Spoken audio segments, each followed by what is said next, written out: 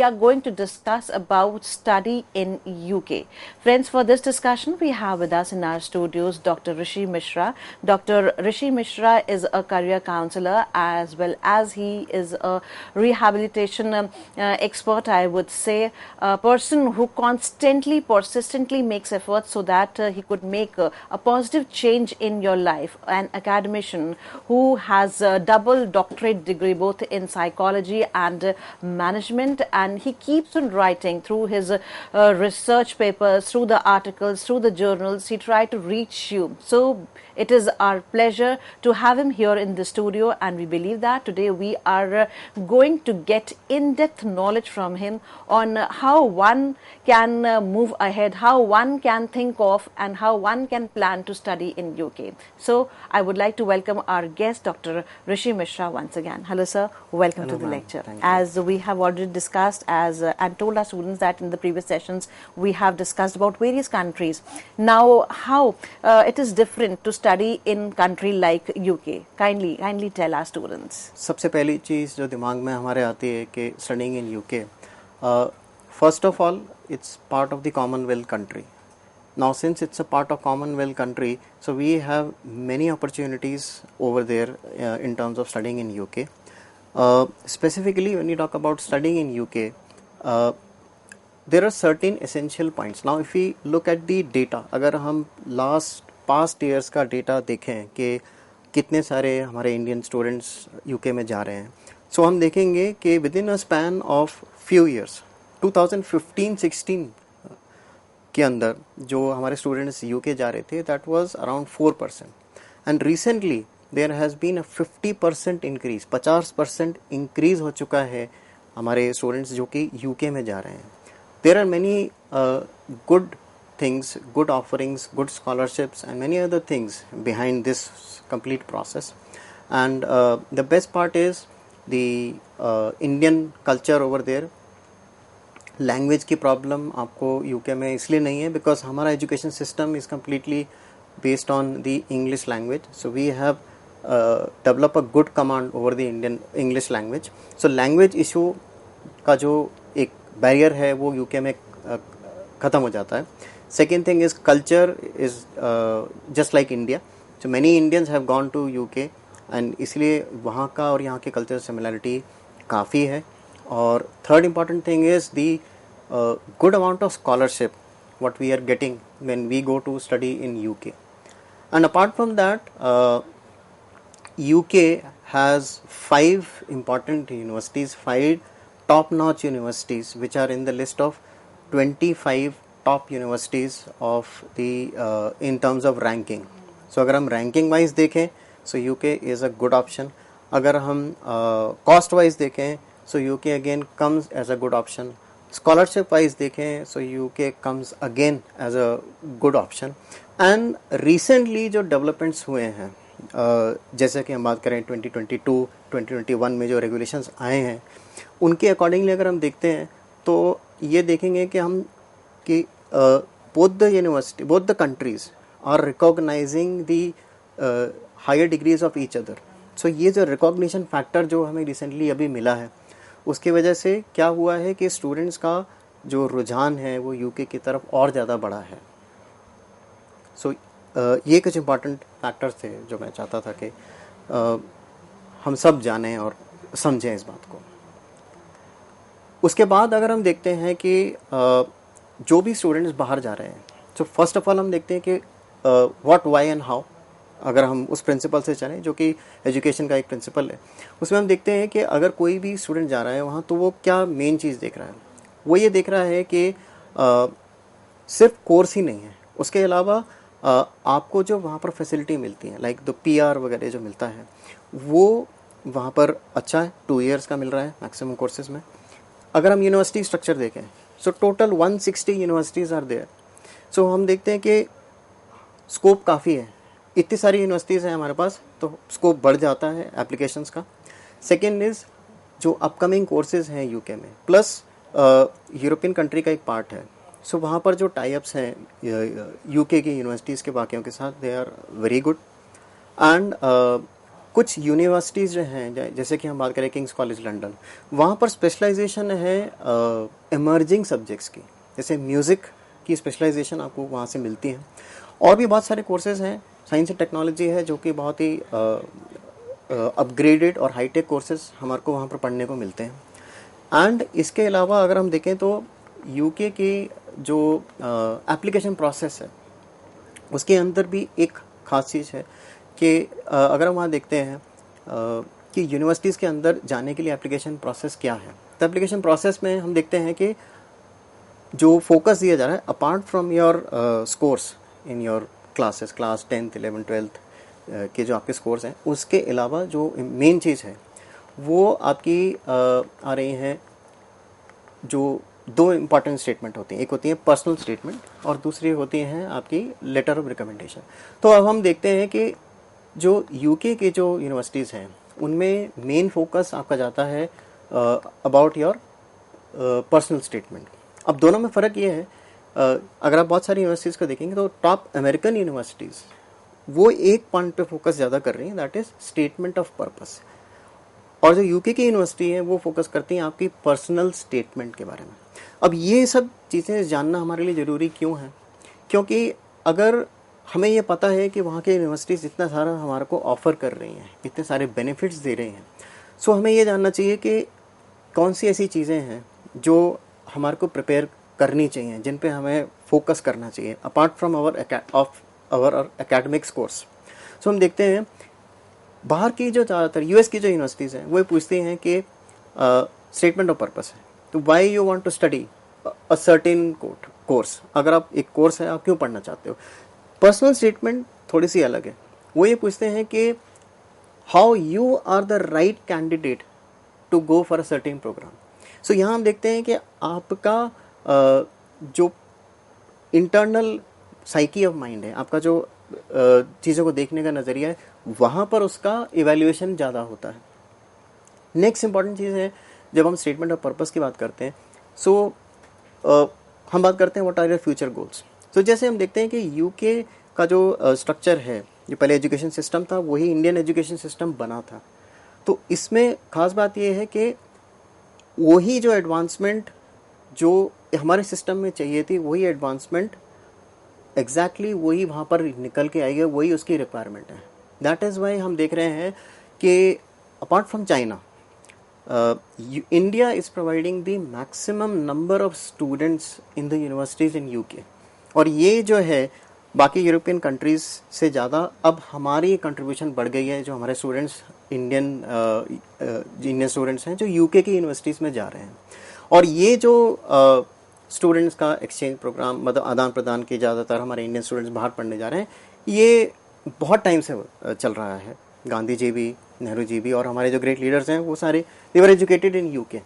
सो आज समझ सकते हैं कि इतना सालों का जो कनेक्शन है उससे हमारे को कितना, अभी भी हमारे को कितना एजुकेशन अपग्रेडेशन मिल रहा है। फिर अगर हम वापस हम आते हैं पर्सनल स्टेटमेंट के बारे में, सो ये जो पर्सनल स्टेटमेंट है वो ये कहती है कि अब जब आप पीछे देखते हो टाइम में, अगर स्टूडेंट से एक जो स्टेटमेंट लिखवाई जाती है, हम पूछते हैं if you go back in time, so how do you see yourself. So यहाँ पर क्या है कि हम देखते हैं there is a good weightage in terms of your overall profile, your overall personality development.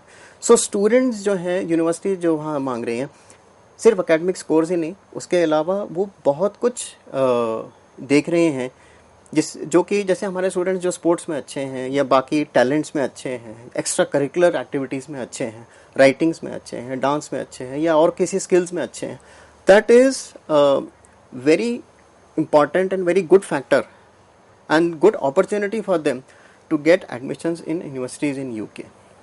Then if you talk about scholarship programs, अब scholarship programs जो हैं बहुत सारे हैं, ब्रिटिश काउंसिल स्कॉलरशिप हैं, कॉमनवेल्थ स्कॉलरशिप्स हैं, एंड उसके अकॉर्डिंगली हम देखेंगे तो जो स्कॉलरशिप ऑफर्स हो रही हैं और वो जो स्कॉलरशिप अवेल कर रहे हैं इंडियन स्टूडेंट्स, उनकी भी नंबर्स बढ़ते जा रहे हैं।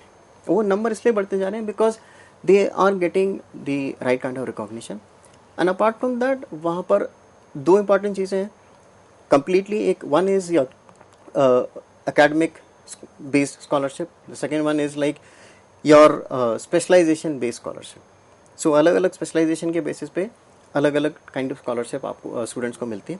Not only that, you have a brilliant opportunity to go for higher educations once you do your graduation over there, and for then higher education and PhD scholarships are also very lucrative. और इसकी वजह से हम देख रहे हैं कि जब कॉस्ट ऑफ लिविंग अच्छा है as compare to the American countries, and उसके बाद the education standard is equivalent to many of the countries in America. तो हम देखते हैं कि we are getting benefits from the both sides.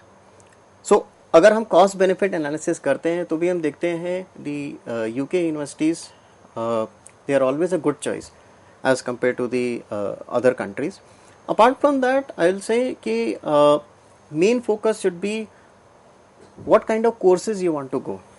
So for that you need a good career counseling, so that आप aware हो कि आप किस यूनिवर्सिटी को सेलेक्ट कर रहे हैं. देखिए 160 यूनिवर्सिटीज़ हैं, सो वहाँ पर सिलेक्शन प्रोसेस आपके लिए भी बड़ा मुश्किल है ये जानना कि किस यूनिवर्सिटी में मेन सब्जेक्ट्स क्या मिल रहे हैं या कौन सी स्पेशलाइजेशन मिल रही हैं.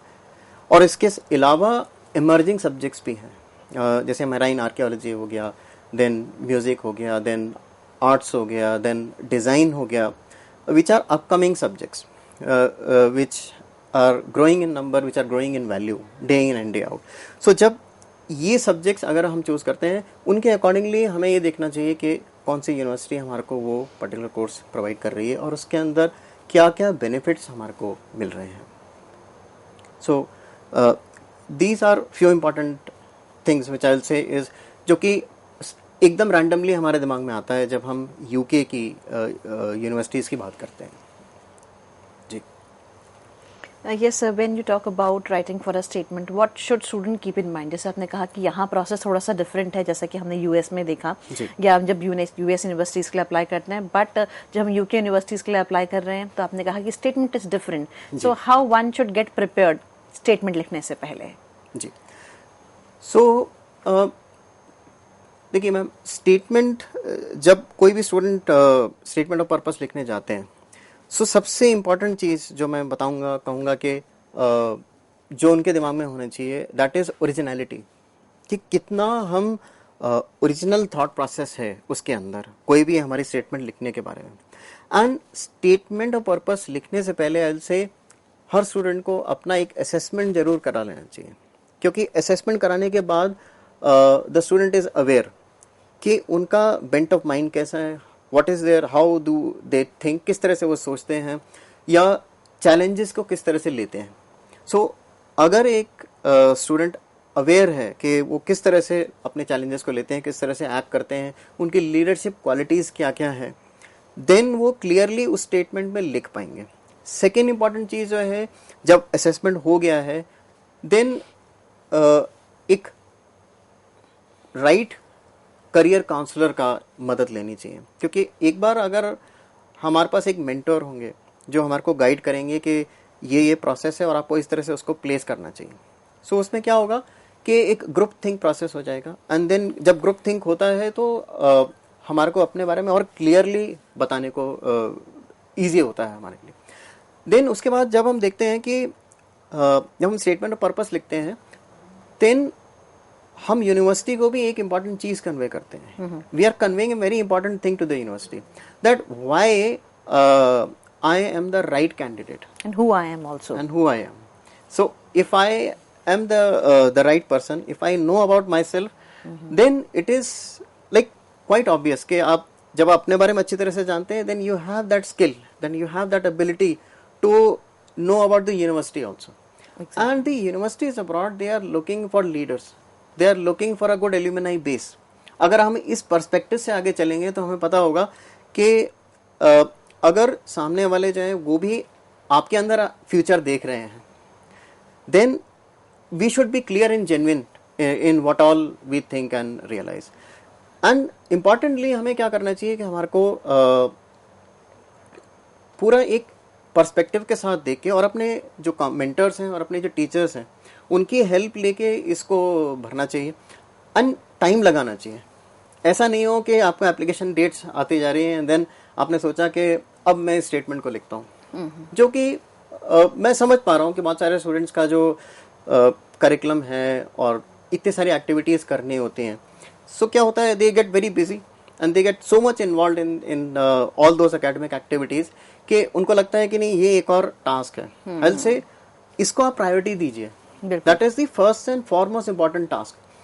Apart from your academic score, the way you present yourself to the universities, the way you, अगर हम देखें कि एक प्रोफेसर के पास, बाहर की कंट्रीज में क्या होता है कि एडमिशन ऑफिस में प्रोफेसर्स होते हैं जिनको आपकी एप्लीकेशंस दी जाती हैं and they take not more than 3 to 6 seconds to go through.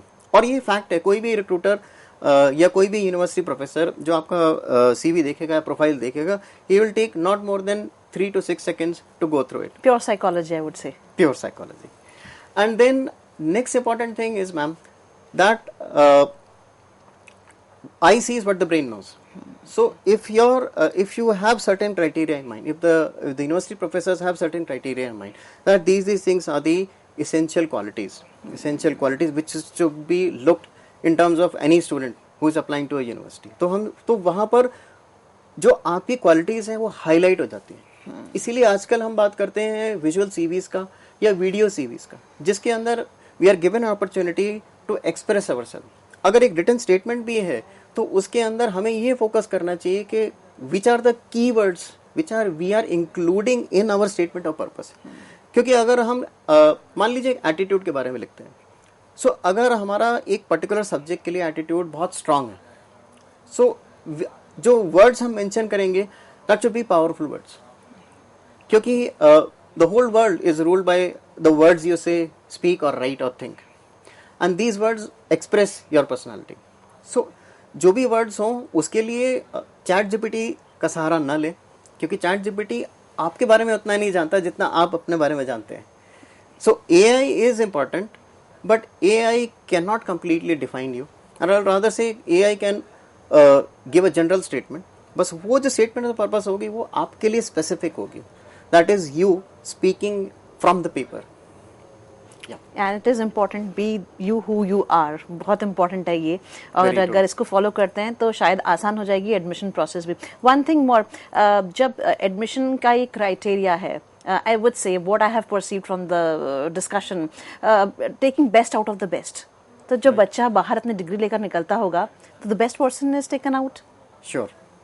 This criteria is followed, जिससे कि बेस्ट को हम तैयार कर सकें, उससे बेस्ट बना सकें. बिल्कुल. अब जिससे कि सर आपने बताया कि 160 यूनिवर्सिटीज़ हैं और मुझे नहीं पता है क्योंकि मैं एनरोल कर रही हूँ या मैं एडमिशन चाहती हूँ यूके यूनिवर्सिटीज़ में, because I am willing to go out of the country. Now planning to go out of the country without any clue, उसके लिए क्या करना होगा, मतलब how to search and how to get through it. Right, very important question ma'am. I will say which is the utmost thing which is to be kept in mind.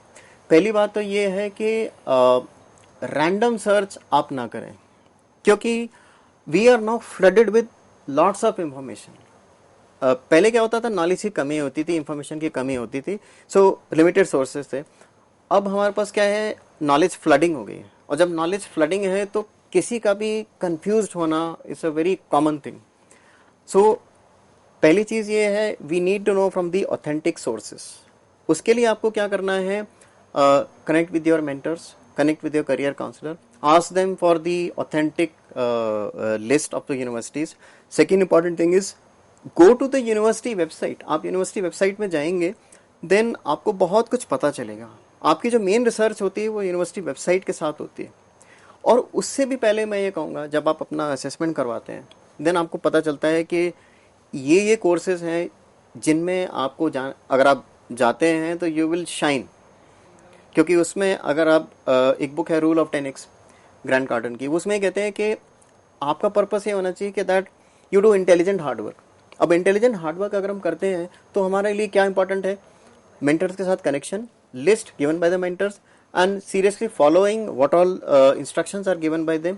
Third is going to the university website. उस university website में जाके आप courses को देखिए, उनके contents देखिए कि क्या क्या उनके अंदर कंटेंट है, सो दैट आपको क्लियर आइडिया मिले उसके बारे में. Plus you can go through the list of professors over there teaching that course.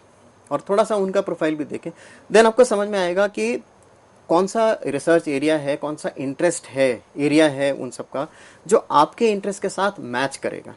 So this is I will से a right kind of approach. और इसमें क्या होगा आपका कि आपकी रिसर्च सॉलिड होगी, क्योंकि अगर हम अपनी डेली लाइफ में देखें तो हम अपने हर एरिया में रिसर्च कर रहे हैं, और अगर हम कहीं फेल हो रहे हैं तो इसका मतलब क्या है कि हमने रिसर्च में कुछ एरिया को छोड़ दिया है. सो अगर हमारे को सक्सेसफुली पास होना है और सक्सेसफुली कवर अप करना है इस स्टडी अब्रॉड की जर्नी को, so I will say research is the most important thing. पहले आप अपने आप पर रिसर्च करेंगे, फिर यूनिवर्सिटी पर रिसर्च करेंगे, क्योंकि यहाँ पर it's a two way process. ऐसा नहीं है कि यूनिवर्सिटी आपको सेलेक्ट कर रही है, आप भी यूनिवर्सिटी को सेलेक्ट कर रहे हैं. सो इस सिलेक्शन प्रोसेस में clarity is important, research is important, and third is your commitment towards the application. अगर आपकी एप्लीकेशन प्रोसेस में अगर कमिटमेंट नहीं रही और आपने टाइमलाइंस फॉलो नहीं की, देन कुछ काम ऐसा होगा देन आप जल्दी जल्दी में करने जाओगे. और कोई काम अगर हम जल्दी जल्दी में करने जाएंगे, so we are talking about ourself. And इतना जो 12 ईयर्स हमारा एजुकेशन सिस्टम में रहा, स्कूल्स में रहा, उसको मैं ये नहीं समझता कि एक दिन में या 2 दिन में या 15 दिन में या महीने भर में कोई भी स्टूडेंट एक्सप्रेस कर सकता है, क्योंकि उनका एक यूनिक एक्सपीरियंस हुआ है. इवन अगर हम बात करें लीडरशिप स्किल्स की, सो लीडरशिप स्किल्स बहुत सारे स्टूडेंट्स ने बहुत सारे एरियाज में दिखाए होंगे. लाइक आप स्पोर्ट्स कह लीजिए, गेम्स कह लीजिए, या फिर मैथ्स क्विज में कह लीजिए, या फिर किसी MUN में कह लीजिए. तो MUN में जब आपने पार्टिसिपेट किया तो आपका एक particular attitude towards the country, आपका एक पर्टिकुलर वे ऑफ स्पीकिंग, आपका एक particular style which is appreciated by the people over there. तो आप जब इनमें पार्टिसिपेट कर रहे हैं, सो इसमें आपकी एक क्वालिटी निकल के आ रही है. और इसको एक्सप्रेस करने के लिए we need time, we need right guidance. क्योंकि हो सकता है कि हम अपने बारे में सिर्फ थोड़ा सा एक्सप्रेस करें. यहाँ अगर मैं साइकोलॉजी को वापस ड्रैग करके लाऊं, सो स्टीफन कोवेज के 4 क्वाड्रेंट होते हैं. तो जो पहला क्वाड्रेंट है उसमें हमें भी पता है अपने बारे में, बाकियों को भी पता है हमारे बारे में. बट जो लास्ट क्वाड्रेंट है जिसके बारे में हमें भी नहीं पता और औरों को भी नहीं पता, उसके लिए we need a dedicated kind of person जो हमारे साथ through in and throughout काम करे और ये हमारे को बताएं कि this is the right thing. और कई बार हमें लगता है कि नहीं, वी मे बी सिर्फ हम एकेडमिक स्कोर्स कवर कर लें और उसके बाद हम अप्लाई कर दें एक यूनिवर्सिटी को, सो हमारा काम हो जाएगा. But there are many things, there are I think 15 और 16 डिफरेंट एक्टिविटीज. अगर मैं उसको शॉर्टिफाई करूं, छोटा करूं, तो 15-16 डिफरेंट एक्टिविटीज हैं जिन पे हमें वर्कआउट करना है. ना कि वर्कआउट करना है, बल्कि we should have this ability to showcase them. Because अगर हम अपने आप को एक्सप्रेस नहीं कर पा रहे हैं यहाँ पर या शोकेस नहीं कर पा रहे हैं, सो बहुत सारे हिडन टैलेंट्स हैं जिसको हम इनकैश नहीं कर पा रहे हैं. Talking in terms of conservative economy also. There is a lot to learn from you because जितनी भी डिस्कशन अभी तक आपके साथ हुई है, इससे यही निकल कर आता है कि हमें अपने आप को जानना तो बहुत ज़्यादा important, the most important, the foremost thing whatever we do in life. And the second, where we are going, we need to understand that place also, what it is going to serve us, how we are going to accommodate there, how we are going to gel there are the most important points which we would be discussing further in the forthcoming session also. Yes. So sir, we would like to thank you for giving such insightful session, not only telling about the universities, but the application of psychology you are putting over here would definitely help the students who would be watching us right now or would be watching us through the YouTube, as we are going to upload these lectures on YouTube for you all. So dear friends, we would like to tell you all there is lot more to discuss, lot more to study, and lot more to talk about if you are planning to go abroad, specifically UK. So keep watching us, we would be discussing more. Thank you.